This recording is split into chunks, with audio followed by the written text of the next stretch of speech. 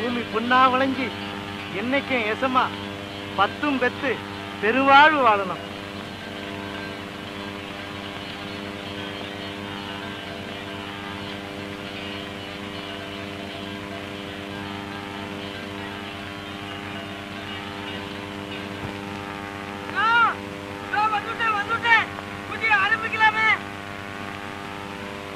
எங்கடா போயிருந்த?